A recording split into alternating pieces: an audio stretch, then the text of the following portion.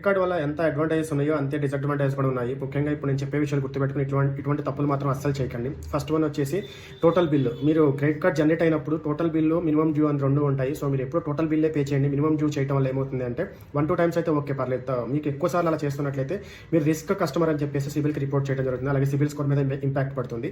Second one వచ్చేసి మీరు ఎప్పుడు కూడా క్రెడిట్ కార్డ్ లిమిట్ని 100% ఆర్ 80-90% యూటిలైజ్ చేయొద్దు. దానివల్ల కూడా ఏమవుతుందంటే మీరు ఎక్కువ క్రెడిట్ కార్డ్ మీద డిపెండ్ అయ్యి ఉన్నారు, మీకు ఇన్కమ్ కన్నా క్రెడిట్ మీద, అప్పుల మీద ఎక్కువ డిపెండ్ అవుతున్నారు అని చెప్పేసి వాళ్ళు సిబిల్కి రిపోర్ట్ చేస్తారు. ఇది ఫ్యూచర్లో మీకు లోన్స్ మీద ఇంపాక్ట్ పడుతుంది. అలాగే థర్డ్ వన్ వచ్చేసి ఎక్కువ క్రెడిట్ కార్డ్స్. మీరు చాలా మంది ఏంటంటే నేను చాలా క్రెడిట్ కార్డ్స్ వాడితే నాకు చాలా ఎక్కువ ఉంటుంది అని చెప్పేసి ఎక్కువ క్రెడిట్ కార్డ్స్ తీసేసుకుంటూ ఉంటారు ఇస్తుంటే. అట్లా ఎప్పుడు చేయకండి. ఎక్కువ క్రెడిట్ కార్డ్స్ ఉండటం వల్ల మీకు టోటల్ లిమిట్ అవుతుందో దాన్ని అక్యూములేట్ చేసి లోన్స్ మీరు వెళ్ళినప్పుడు ఇది ఇంపాక్ట్ అవుతుంది అనమాట. మీకు ఎక్కువ క్రెడిట్ ఉంది ఆల్రెడీ అని చెప్పేసి రిపోర్ట్ చేస్తారనమాట. అలాగే ఫోర్త్ వన్ వచ్చేసి నో యూటిలైజేషన్. క్రెడిట్ కార్డ్ ఉంచుకొని అసలు యూటిలైజ్ చేయకపోయినా అది నెగిటివ్ ఇంపాక్ట్ పడుతుంది. సో ఇటువంటి విషయాలన్నీ తెలుసుకొని జాగ్రత్తగా